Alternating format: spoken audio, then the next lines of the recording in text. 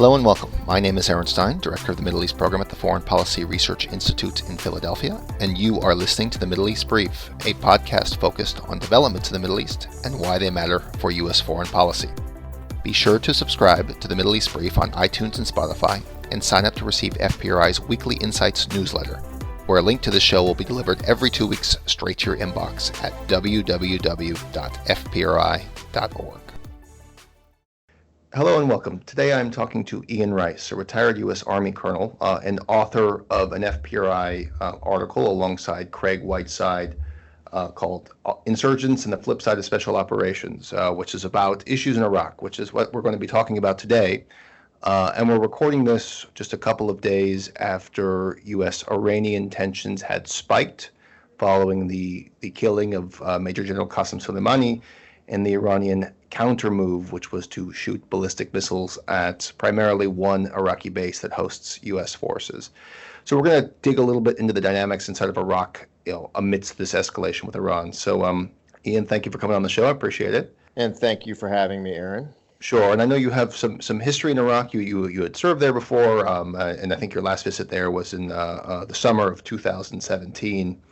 And I think as we focus on the Iranian angle of this, the dominant media narrative, I think the Iraqi piece is kind of getting lost a little bit in terms of what the challenges may be for U.S. forces inside of Iraq. And so one of the things maybe we could just lead off with is maybe talk about those specific challenges, the challenges to American security, and particularly coming from Shia militias, and what that may, and what that could mean for the future of U.S. military presence in Iraq. Absolutely, Aaron. My last tour there was July 2016 to July 2017, where I supported tribal engagement efforts for the U.S. Embassy and the coalition during Operation Inherent Resolve. And specifically, I was focusing on the development, the mobilization of Sunni and minority tribal militias in the north for the Mosul offensive that kicked off in October of 2016. And of course, since those Sunni and minority groups that the U.S. and their allies were sponsoring with training and equipment, naturally, we interacted with actors and leaders, government officials that worked with the Hashid Shabi, which is the overarching Iraqi concept of what are called popular mobilization forces, or what you refer to as militias. And they are primarily organized in their larger stance in 2014, when ISIS was really on its way to potentially seizing Baghdad. And Grand Ayatollah Sistani issued an edict for Iraqis to rise up and defend their country. But 2 years later, with ISIS now on its heels, you have a lot of different militias operating. A lot of them have different patrons, political patrons.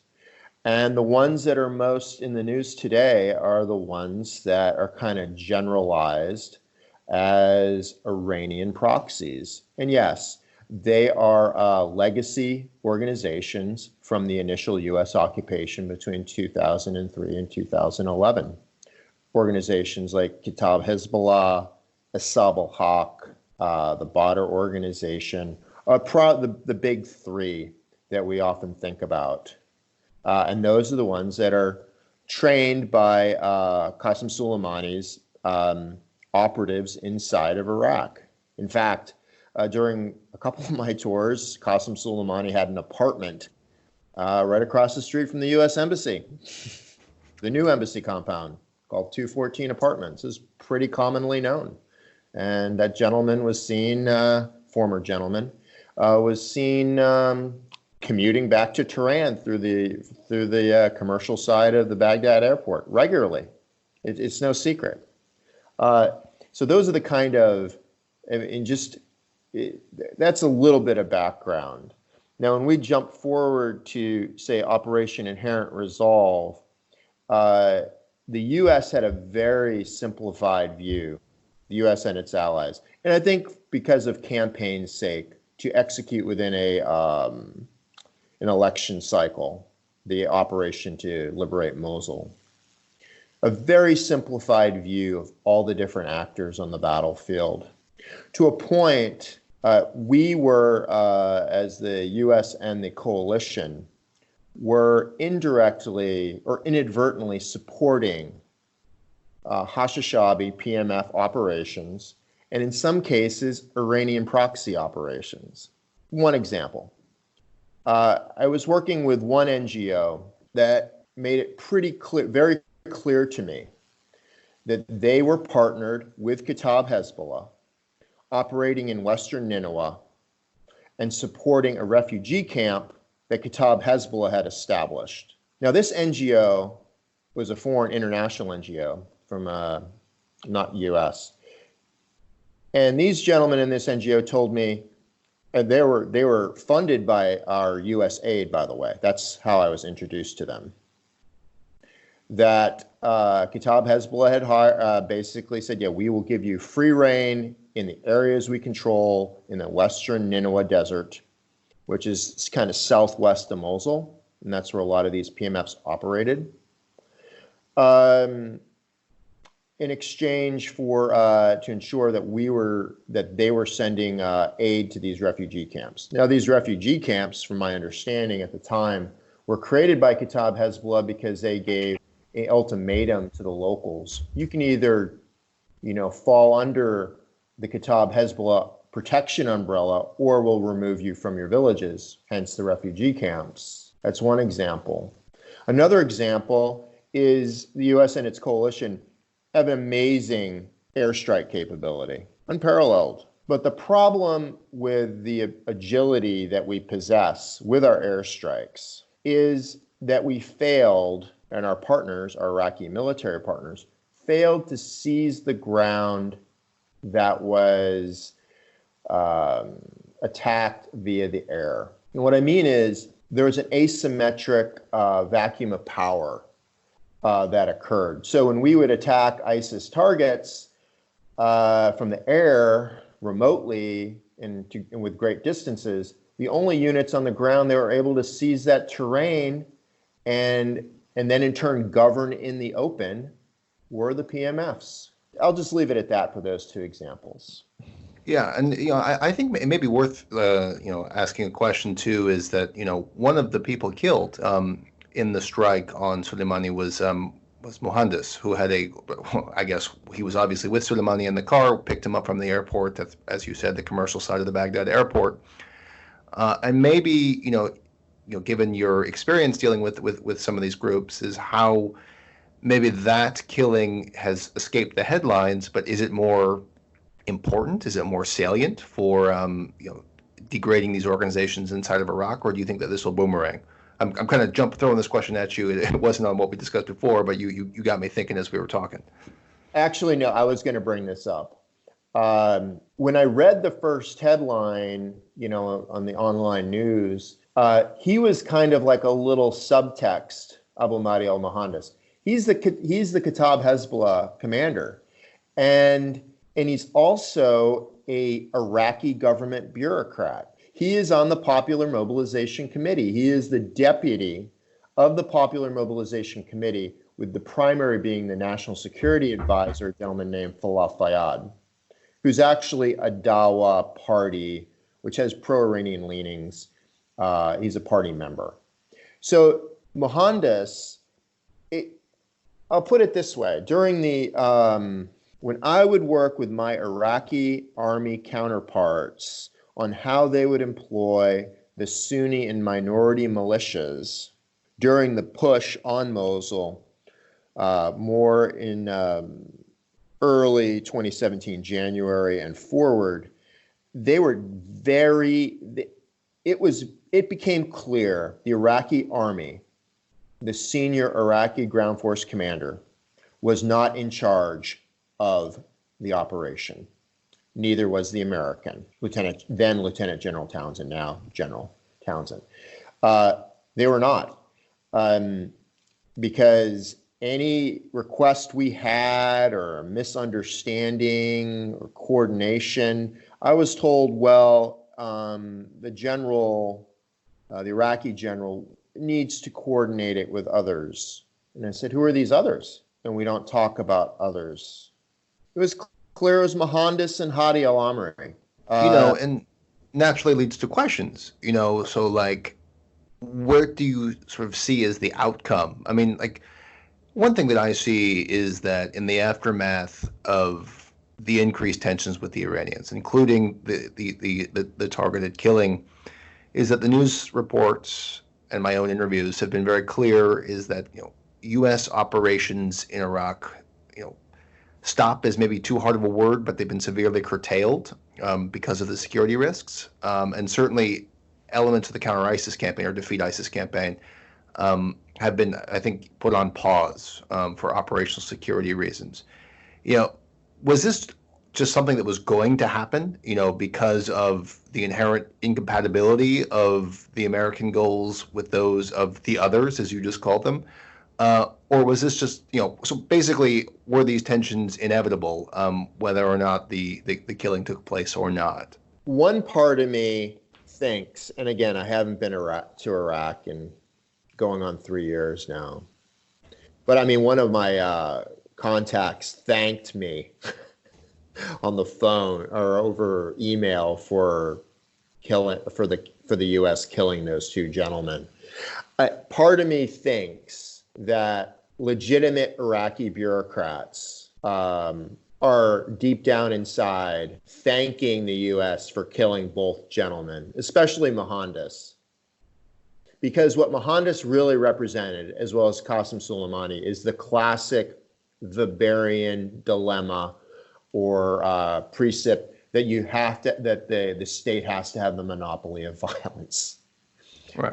What the PMFs represented was a state that could not have that monopoly because it had to share it with Iran. It shared it with the United States and its allies. Just happened to be we were potentially more benevolent than the Iranians in how we shared the use of violence in their country. I see this in the future. Will the Iraqis be able to regain that monopoly of violence over their state? That's really the big question when you take out Mohandas and you take out Qasem Soleimani.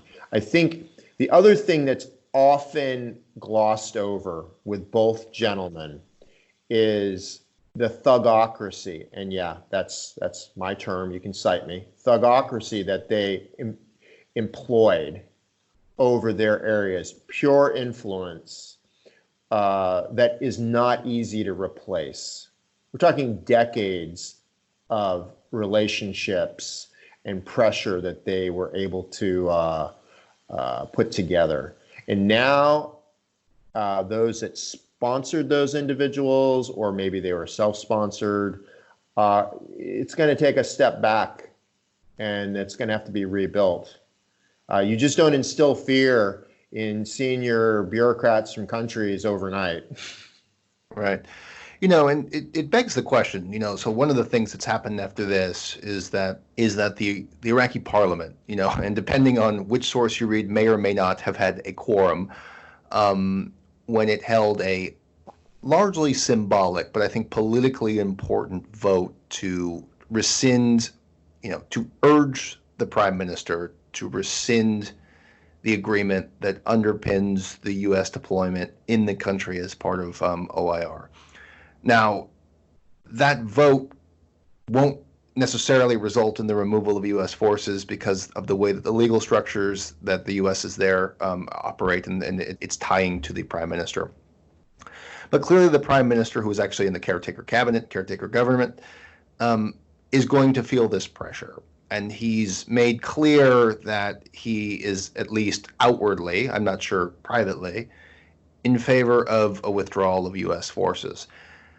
What do you make of this? So, when you were out there, what were the abilities of sort of say the others and their militias, ability to maintain security in places outside of the thugocracy? Were they effective against ISIS And could they be effective against in particular areas where ISIS is still present, albeit severely degraded, but is kept down by the sort of omnipresent overwatch of American forces? Okay, so the first way I would approach this is to ask your listeners a question. Why was ISIS so easy to kill? And the answer is because they governed in the open. When they occupied large chunks of Iraq and Syria, they governed in the open.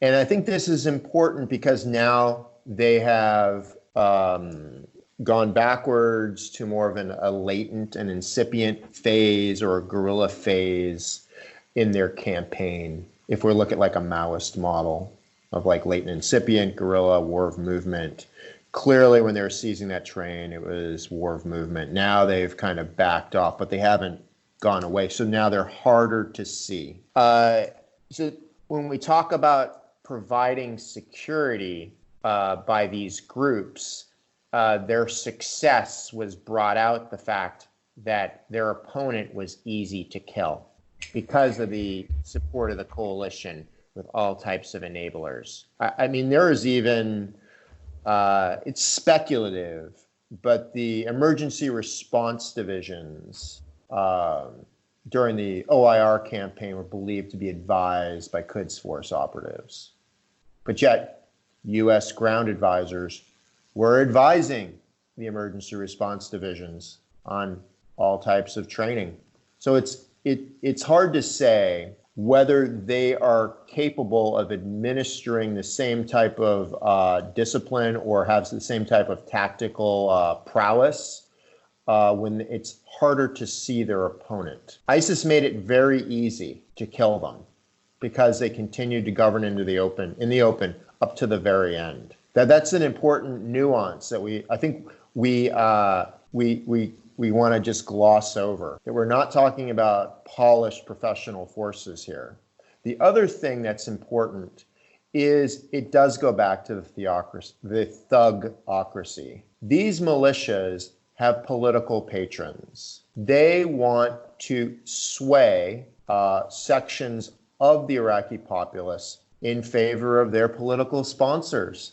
They do that by establishing political offices, operational offices in various towns and cities.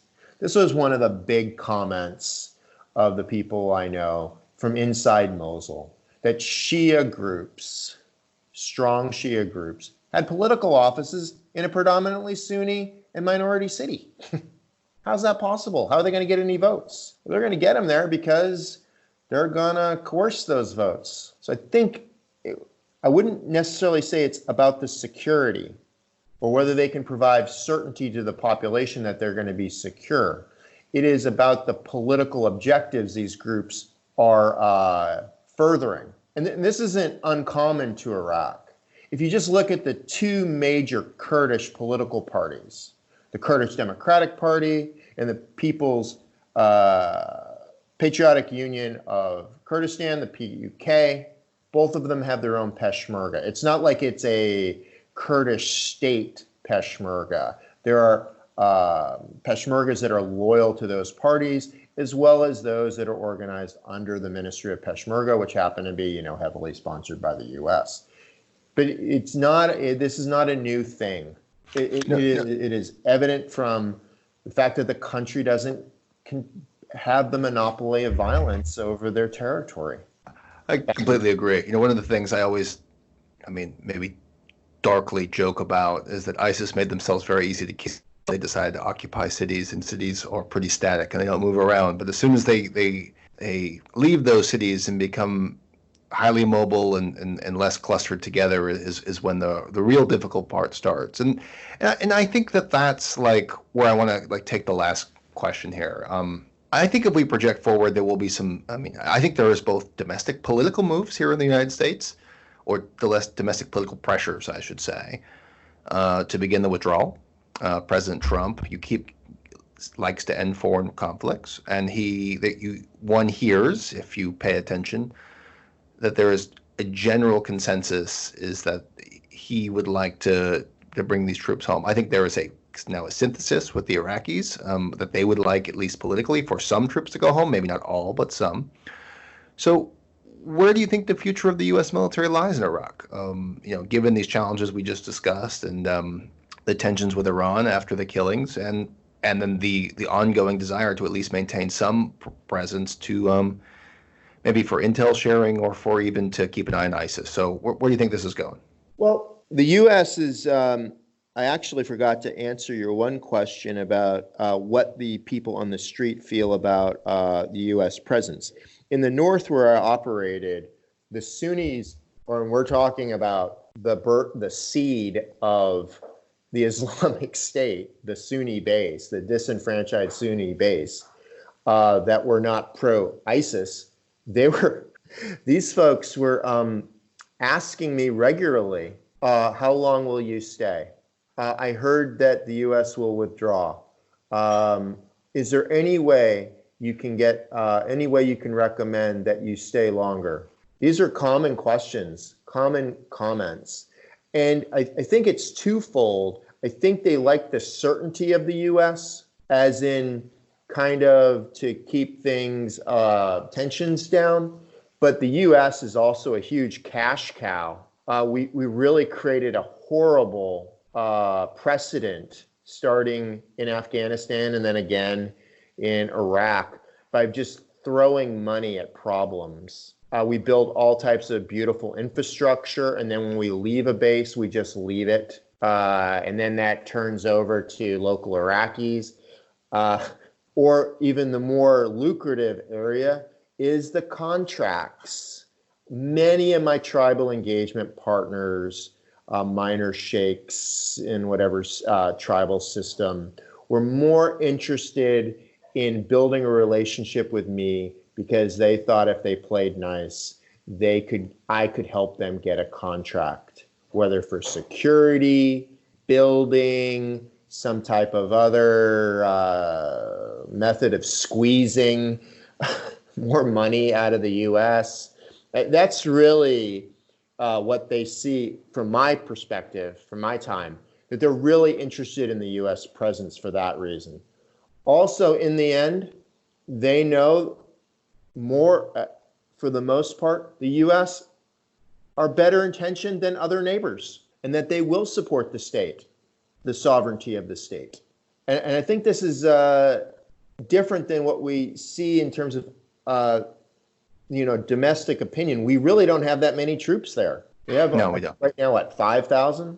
Officially, yeah, but yeah, it's about not very much. 5,000 and a couple of little bases. We have a few little hubs. And predominantly what they're doing there is training Iraqis, AKA more money for Iraqis.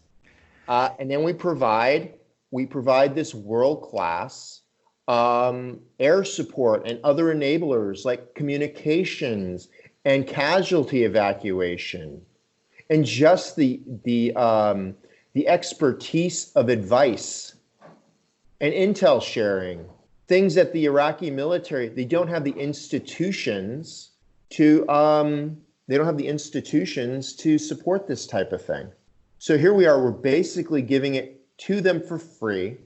Maybe, of course, there is some military sales, but that has decreased over the years. A good source for you to look into that would be the Office of Security Cooperation Iraq. Could tell you over time, over the last, say, 6 to 10 years, how that amount of money has gone down, or how they've changed their investment with U.S. weapons. But we're kind of a freebie for them, especially with such small numbers. The other thing that's important is if the U.S. is really interested in regional stability or stability in Iraq, we have to look at the vanguard of the Iraqi security forces, the Counterterrorism Service, which is originally called the Iraqi Special Operations Forces, which we organized kind of ad hoc very early in 2003. And they grew very quickly by the time 2006, 2007 to the premier capability in the country.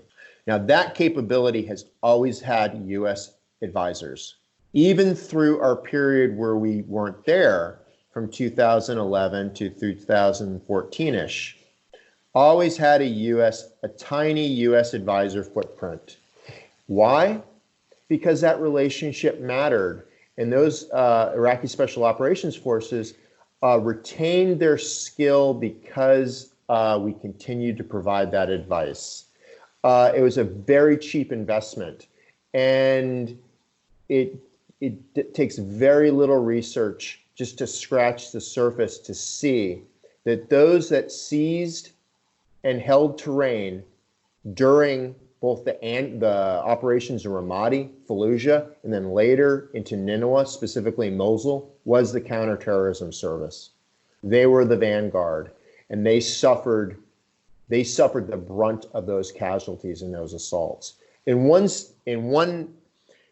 view, it is a horrific misuse of special operations capabilities. They were used as assault infantry. But on the other, it is why we have long-term relationships. That's how I'd kind of approach that one, Aaron. No, that's a good point. And, maybe a pathway to think about if there is even a withdrawal, some semblance of withdrawal, perhaps a blueprint or a pathway to keep some connections to elements of the Iraqi security forces, maybe past 2020. But with that, I wanted to thank you for coming on. I appreciate it. Thanks for sharing all these things and talking to the listeners. And for listeners, just everybody know, stick around for a little bit longer because I'm going to talk to my colleague, Dr. Mike Noonan, about some of the legal things, the legal understandings that both underpin the American presence in Iraq, but also the justifications for the targeted killing of Qasem Soleimani and Muhandis. So with that, Ian, thanks for joining me, and stay tuned for Mike. And welcome back. As I said, as we concluded the conversation with Ian, that we would pivot now to my colleague, Dr. Mike Noonan, who's the director here at FPRI of the National Security Program, and a good friend of mine. Mike, it's good to have you on the show. I think it's your first time. It is, yeah. Thanks, Aaron. No, of course. We decided after the strike on Qasem Soleimani, which we just talked about, and we were talking in the hallways here at FPRI about some of the early legal things that were floating around on Twitter and how some of them were a little interesting, to say the least, but now they seem to have solidified around a potential topic, which we'll get around. And we're also recording this on the day, or at least within a couple of hours of when the administration made its case to Congress about the imminence of the threat, and that imminence being the underpinning rationale for why the Trump administration chose to target and kill Qasem Soleimani and Muhandis. So, Mike, maybe just start right there. Like, walk us through sort of the national security stuff and all the legal stuff. So it was kind of interesting because after the strikes, there's kind of almost like a slow bleed, pardon the pun there, of kind of justifications for the strike after the fact. One thing came out where they were talking about so-called 120, well, it's not so-called, 127E authority, which is a fund that U.S. SOF, basically Special Operations Forces, can use up to $100 million with the approval of a chief of mission in a country to either have host nation military or non-state actors assist us in counterterrorism operations. That really doesn't make any sense whatsoever in terms of this, because we've never claimed that this was conducted by anybody in the host nation, et cetera, et cetera. It's almost kind of, and it's 127E is a budgetary authority. It comes out of what used to be called Section 1208 authorities, which was a response to going into Afghanistan in 2001, when basically the CIA was the only one that was authorized to bring in money to fund the Northern Alliance at the time, and that caused problems, particularly with Army Special Forces that were on the ground that were actually trying to equip and train up the forces fighting against the Taliban and against Al-Qaeda at the time. Really kind of the only way that you could jump to that is part of the as a justification would be part of the 1973 War Powers Resolution, which talks about that a president has to justify military action based upon a few different things. One of them is by authority. It's either by a declaration of war, an authorization for the use of force, or a specific authority that allows for the use of military force there. So 127E kind of disappeared very quickly. After that was Vice President Pence kind of gave a litany of tweets about reasons for the attack.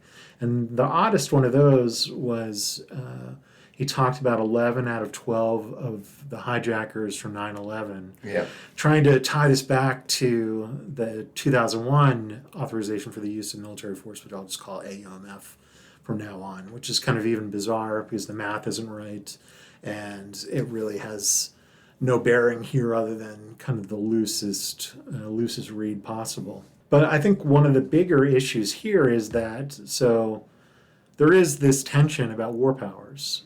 And basically it's between, Article 1, Section 8, which delineates Congress's powers, about declaration of war, making rules and regulations for the armed services, providing funds, and also Article 2, Section 2, which enumerates the president's powers under this. And all presidents have, and Congresses have kind of had this tension about this. So the U.S. hasn't declared a war since June 4th, 1942. Everybody thinks that it was the last time we declared war was against Italy, Germany, and Japan. But it was actually against Hungary, Romania, and Bulgaria. And for a number of reasons since then, we just haven't declared wars. And some of that is for fiduciary reasons and other reasons besides that. But what really brought the issue to a head was the 1973 War Powers Resolution, which is about kind of constraining the president's power under the Constitution to be able to conduct kind of unlimited military operations. And so that resolution basically says that within 48 hours you have to report to Congress, to the Speaker of the House, and to the President Pro Tem of the Senate about why the U.S. used military force and what the rationale for that use was. And then it starts a series of clocks about authority. The last time this was seriously challenged was actually last summer about the authorization for providing military supplies to Saudi Arabia for its war in Yemen, and that failed. So the real issue with kind of the War Powers Resolution, which is coming up again this week, is that it's sort of an unsettled law. The executive has never really said that this was constitutional, and people will say it's an unconstitutional law. But really, neither the Congress nor the president really wants to test this because it could massively swing the balance of power in favor of one side or the other in terms of war powers. So they've been very, very wary of kind of going into that dispute and having it definitively settled by the courts. And the courts could say it was a political issue anyway and kind of kick it back. But why we are here now is, as much blame as there is to go to the president administration, part of this also goes back to the Obama and Bush administrations before that. So we're basically pulling out of Iraq around 2011.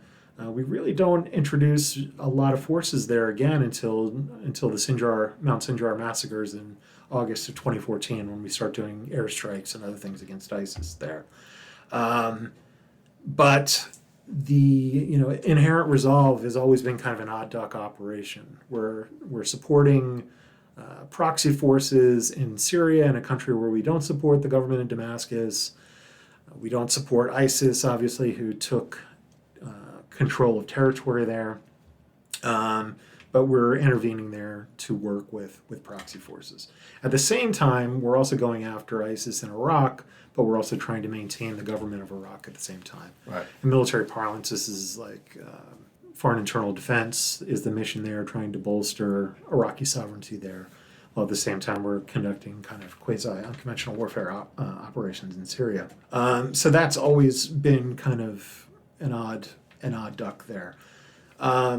But then we also have to go back to what the other justification is, and that's the administration has been saying it's the authorization for the use of military force for Iraq resolution, which is in 2002. Right. Which was before, well before the war was launched, at least 6 months before. And that authorization is pretty straightforward. It talks about supporting UN security resolutions, and then basically using force there in case Iraq continues to pose a threat to U.S. national security.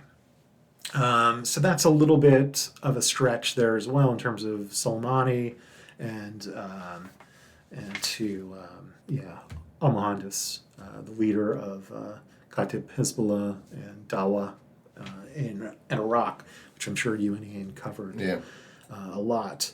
So in the last 24 hours or so, we've had some of these reports by Rand Paul, which isn't really a surprise because he's pretty independent in terms of foreign policy. He's much more of a restraint person. But Mike Lee, I thought, was kind of a little bit more interesting. He has a bit of leeway, very safe state in Utah, and he's kind of more of I would say, kind of a classic conservative, where he's concerned about balance of power and maintaining equilibrium between the branches there, and a little bit more hesitant about giving blank checks to the president. And he was, he came out. He was one of the people who came out forcefully against sort of the imminence idea. So Michael Lee, if I remember correctly, said the briefing that they gave us was just not adequate in the explanation of the use of force that was taken. Yeah, I mean, I've seen different things about this. Some people surmise that perhaps Secretary of State Pompeo was just kind of like, trust us on this, and some people were either in line with that or weren't. And it sounds like the real thing that really concerned Mike Lee was that somebody threw out a hypothetical about whether the administration could, what if somebody decided to target Khamenei, and they wouldn't answer the question. So that's obviously is a bigger issue there. And just in terms of, and we saw, so